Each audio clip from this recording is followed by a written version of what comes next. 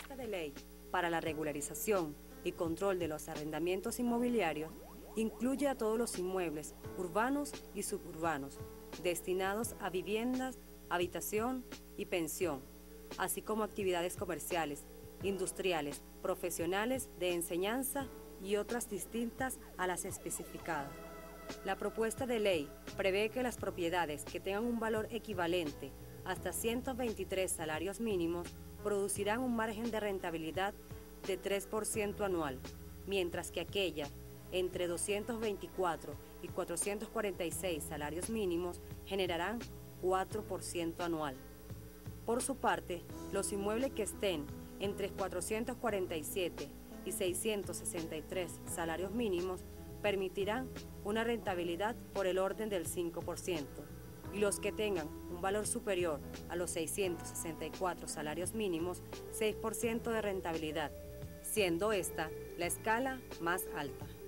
Para el cálculo del valor de las propiedades que serán arrendadas, la Dirección Nacional de Inquilinato deberá tomar en consideración diversos factores. 1. Calidad, condiciones de mantenimiento y conservación, dimensiones aproximadas, porcentajes de depreciación según el método de Ross y Heideck, y otras aquellas circunstancias que influyan en las operaciones y cálculos que se hayan hecho para fijar su justo valor, las cuales se especificarán razonadamente. 2. El valor fiscal declarado o aceptado por el propietario y el valor establecido en los actos de transmisión de la propiedad, realizado por lo menos 6 meses antes de la fecha de solicitud de la regularización. Según la propuesta, ningún local queda excepto del procedimiento de fijación del canon de arrendamiento, independientemente de su fecha de construcción. En cambio, la ley vigente excluye de la regularización los inmuebles construidos luego del año 1987.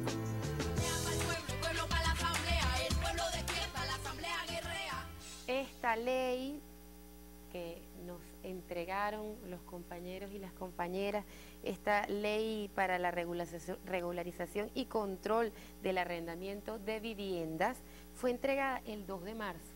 El 2 de marzo, que fue la instalación de son los 200 años de la instalación de nuestro primer Congreso Constituyente.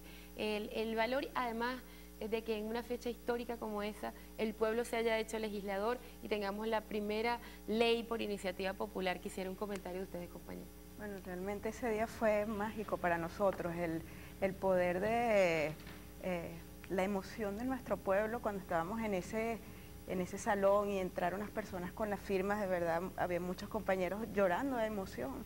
O sea, fue una experiencia inigualable.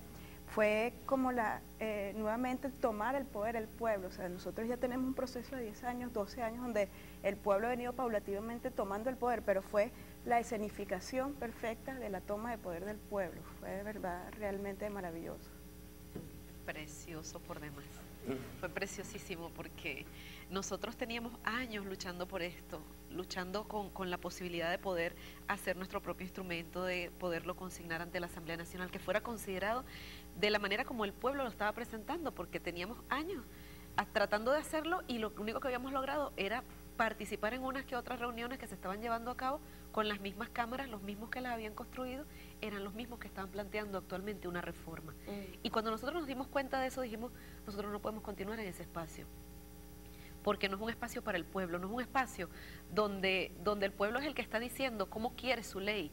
Es un espacio donde estamos siendo utilizados, es un espacio donde se está tratando de legitimar una reforma a una ley que va a continuar aplastando al inquilino. Y nosotros dijimos, ya basta, y dijimos, no seguimos más, tenemos que ir hacia la construcción de nuestra propia ley. Fue como un sueño, y en ese momento fue la materialización de ese sueño, fue decir, bueno, ya dejó de ser sueño, se convierte en una realidad. Ya pudimos, lo hicimos, logramos con el apoyo del partido, ese partido que se echó a las calles con nosotros durante todo ese tiempo para impulsar no solo la recolección de firmas, sino también la discusión de ese instrumento. Y fue fue el momento cumbre, fue el momento como que en que el sueño está más bonito y tú dices, despiertas y dices, estoy soñando. No, no estoy soñando, Mira, es la verdad, es la realidad. Ana Marina, pero ha sido como una cadena de sueños. Sí. Ese día fue un sueño, pero el día que llevamos las cajas y fuimos al Consejo Electoral, ese fue otro sueño. Sí, señor. Y el día que el Consejo Electoral nos dio la carta diciendo, bueno, es reconocido que tienen la firma suficiente y es un precedente que estamos sentando. Por primera vez estamos activando la Constitución Nacional, ¿verdad? Oye, eso es otra emoción, esa es hacer historia. Sí, señor. Pero aparte de todas esas cosas, mira, nosotros habíamos pensado que ustedes debían venir la semana que viene al programa, porque esta era la Semana Santa y mucha gente a lo mejor estaba distraído en la playa, etcétera, ¿no? Y que a lo mejor la semana que viene la gente atendía más. Pero ¿por qué adelantamos el programa y no nos importó que estuviésemos en Semana Santa? Oye, vale, porque son despiadados los ataques que le meten a ustedes. Terrible. Son despiadados. Sí. Yo no sé, parece que fueran los enemigos más peligrosos. ¿Por qué APIUR, la Cámara de la APIUR, que es la Asociación de Propietarios, ¿no? De inmuebles urbanos. La Cámara de la Construcción, la Cámara Inmobiliaria, la ven ustedes como una demonia, como una diabla, todos los ataques del mundo. Mira, ¿por qué no atacan tanto? ¿Pudieran explicarle a ustedes por qué los ataques a ustedes son tan duros? Porque ellos jamás esperaron que el pueblo iba a alcanzar lo que por fin logramos el 2 de marzo. Ha sido una lucha permanente de poder, una lucha de clase, en la que esta clase burguesa ha tratado de permanecer en el poder, controlando al pueblo de la misma manera que lo venía haciendo antes de que llegara el comandante Chávez a la presidencia de la República. A los actuales momentos se ha encontrado con un pueblo que hace oposición a ese tipo de conducta, a ese tipo de actitud de esclavismo moderno, en el que se pretende seguir atropellando y seguir exprimiendo económicamente al inquilino, que jamás tiene capacidad de ahorro, porque con los alquileres como los tienen de caros, pues nadie puede decir que va a ahorrar para poder adquirir un inmueble. Entonces, desde el momento en que se conforma la red metropolitana de inquilinos, pues ellos han visto que el pueblo ya se cansó. Entonces ellos van a seguir permanentemente atacándonos, no solamente a nosotras, sino también a las personas que no se ven, que no tienen la oportunidad de estar como nosotras en los medios, ¿no? Al pequeño propietario lo atacan constantemente con esas campañas que tienen contra la ley, en la que dicen que ahora el inquilino se va a quedar con la propiedad. A muchos líderes le han llegado hasta a sembrar drogas. Sí, lo han hecho. Sí, lo han hecho. Sí, hemos visto cosas terribles, de verdad, la capacidad de maldad de estos grupos elitescos por mantener pues el control sobre algo que no les pertenece. Pues yo creo que el gran miedo de ellos es que nosotros hemos desnudado lo que realmente allí pasa. Sí. ¿Qué pasó con toda esta organización? Que el pueblo descubrió que esas tierras donde ellos edificaron esos grandes edificios no son de ellos, son del Estado. Y ellos también, a quienes penalizan como invasores, ellos también fueron invasores. Porque en la época de la Cuarta República, pues todo lo que fue la creación de la ciudad, la lógica de la ciudad se fue dando alrededor de ellos. Pues los barrios y los cerros eran zonas verdes que no estaban incluidas en servicios públicos, pero todo el servicio público de la ciudad se fue hacia ciertos sectores que eran ellos quienes, pues estos gobiernos eran plegados a ellos. Entonces, nosotros hemos desmontado todo esto y claro, son grandes mafias que han hecho gran cantidad de cosas, sembrar drogas, golpear, inclusive hasta actos de sicariato contra inquilinos, personas que están desmontando pues las grandes estafas que ellos han hecho durante años. Es importante que oigamos, antes de continuar con la discusión, la opinión en la calle. ¿Qué dice la gente con respecto a esta ley de arrendamiento? Estoy de acuerdo con la ley de inquilinato, porque creo que va a favorecer a muchas personas y se va a dejar ya de ser tantas personas que han sido explotadas por muchos dueños de casa, y muchas veces tienen 1, 2 y 3 y siguen explotando a otras personas.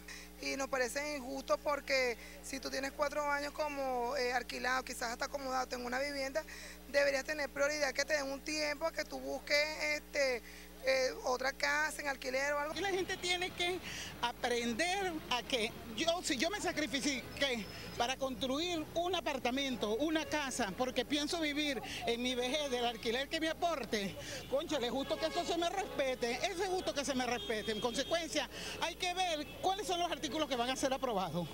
si van en beneficio, pero tiene que ser equitativo de ambas partes, porque no es que, como ya yo tengo aquí viviendo 10 años, ahora soy dueño de este inmueble. No, señor, ¿y por qué vas a ser dueño del inmueble?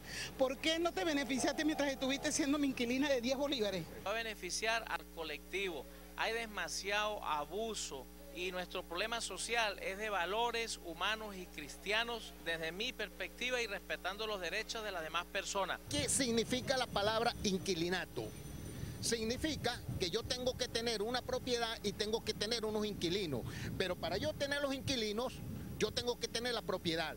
Pues yo no voy a construir viviendas, o bien para unos inquilinos que después entonces me van a mí a desproteger por una ley de regularización. Y todas aquellas personas que de alguna u otra manera han tenido que hacer uso de un derecho de arrendamiento, se les toma en cuenta por su antigüedad para también tener opciones en derecho de preferencia legalmente constituido para adquirir una vivienda digna. Si proteges exageradamente al inquilino, pues sencillamente la gente no va a querer alquilar su apartamento. Y lo que va a producir es que no va a haber alquileres y va a producir un déficit aún mayor de vivienda. Esa no es la solución. La solución es simplemente construir más, hacer menos demagogia, salir a hacer el trabajo que tienes que hacer sin tener que estar, digamos, combatiendo contra los sectores productivos del país. Bueno, mira, muy importante porque ahí se ve la confrontación de clase. Ahí se hizo una entrevista en la Plaza Altamira y una entrevista en la Plaza Bolívar. Una entrevista en la Plaza Altamira y una entrevista en la Plaza Bolívar. Y las respuestas eran totalmente distintas. Y además repiten cosas que dicen los enemigos del pueblo para manipular la lucha por la ley de inquilinos. Por ejemplo, cuando una señora tiene un apartamento y el hijo le deja el apartamento alquilado para que ella viva de esa renta, ¿tú crees que la ley se le va a aplicar porque tengas un apartamento? Ana Marina, explica eso. No, bajo ninguna circunstancia, y ahí es conveniente y además necesario aclarar que la propuesta de ley que fue consignada ante la Asamblea Nacional no establece en ninguno de sus artículos que un inquilino le va a despojar de la propiedad al que ha sido propietario para quedarse con ese inmueble. De ninguna manera, en ninguno de los artículos que conforman la ley está previsto eso. Eso es parte de la guerra mediática que tiene la oposición contra esta propuesta que fue construida por el pueblo, con la finalidad de generar temor, incertidumbre, desesperación en los pequeños propietarios para que esta gente se levante y se genere una guerra de pueblo contra pueblo entre el pequeño propietario y el arrendatario. Mira, ¿será que no sabe? A través de una cuestión falsa. Información que hay gente que tiene 100 edificios en este país. Creo que no la tienen. Que hay gente, y que hay, el que no es dueño de 100 edificios, por lo menos tiene una agencia, ¿verdad?, que alquila y somete 100 edificios, por ejemplo. Elizabeth, explica eso. En ese sentido, bueno, nuestra lucha siempre ha sido contra el latifundio urbano. Exacto. Como los campesinos luchan contra los latifundistas, nosotros también luchamos contra los mismos latifundistas, que en algunos casos son los mismos que agreden al campesino, que matan al campesino, están en las ciudades. Por ejemplo, la familia Meserane, el primo hermano de Meserane, el señor Lilue Gosen. El señor tiene 95 edificios en el área metropolitana, tiene hoteles, tiene el mismo edificio, pues parcelado en diferentes compañías que le pagan a las personas como para, ¿sabes?, desconocer que es el mismo propietario. Ese señor ha aplicado desalojos desastrosos en, por ejemplo, un edificio llamado Joselina, donde vivía mi compañera Ana Marina. Este señor desalojó a una familia y colocó hombres armados con FAL en todos los pisos para impedir eso que nosotros hacemos, pues defender a los vecinos, defendiendo a su compañera, a su vecina. Entonces, este hombre colocó hombres armados en todos los pisos, porque el hombre también es dueño de una compañía de seguridad. Entonces, tenemos personas que tienen 150 edificios. Entonces, son grandes mafias, que es en torno a lo que se mueve todo esto y quienes financian toda esta campaña mediática. Entonces, como dijo Ana Marina, el miedo es hacia el pequeño propietario. En nuestras asambleas, por ejemplo, en la Plaza Bolívar, se sentaron pequeños propietarios que expusieron su caso y nosotros los tomamos en cuenta, porque, como dice la compañera, son pueblos, o sea, tienen un apartamento, 2, 3 y quizás hasta 4, pero la pelea de nosotros o nuestra lucha es contra el latifundista urbano, que los hay, y los tenemos bien determinados. ¿Cómo logra diferenciarse entre una persona que va por el alquiler en una casa o tiene tantos años, 20 años viviendo en una casa, pero esa casa es la única propiedad de una familia que está en alquiler? ¿Cuál es el trato que se le va a dar con respecto a estos estafadores, mafiosos, corruptos, que tienen 150 edificios. Bueno, nosotros planteamos, en el caso de los edificios enteros destinados al alquiler, que sean vendidos a sus dueños, edificios, a sus inquilinos, perdón, bueno, sus próximos dueños, ya le estamos dando como que el poder. En casos de pequeñas viviendas o un apartamento no lo tenemos planteado.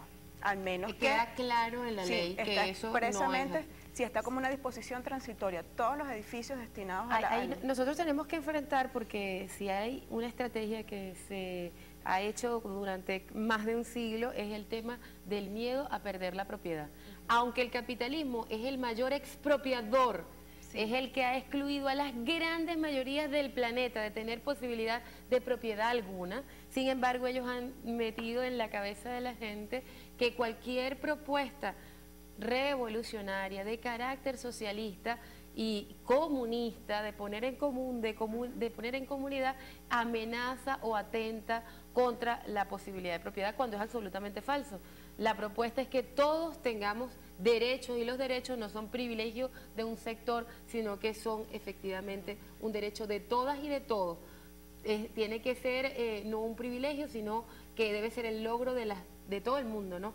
Sin embargo, cuando te tocan ese tema de la propiedad, han llegado a meterlo hasta con los hijos, hasta la custodia de tus niños. ¿Cómo enfrentar desde una ley de iniciativa popular que rompamos con esos miedos, que rompamos con esas campañas y que sea un acto de conciencia colectiva? Eso lo hacemos a través del conocimiento, Blanca, a través del estudio permanente y de la claridad de las ideas. ¿Por qué? Porque hay personas que hemos visto que han sido víctimas de esta manipulación mediática, y me refiero a pequeños propietarios, precisamente porque, si bien es cierto, todo el país de alguna manera se sumó y se movilizó, hay personas que todavía tienen su visión sesgada, porque todavía siguen escuchando tristemente lo que dicen estos medios de oposición. Entonces, ¿qué pasa? Se han dejado convencer de que la ley atenta contra el derecho a la propiedad, cuando la ley más bien promueve el derecho a la propiedad.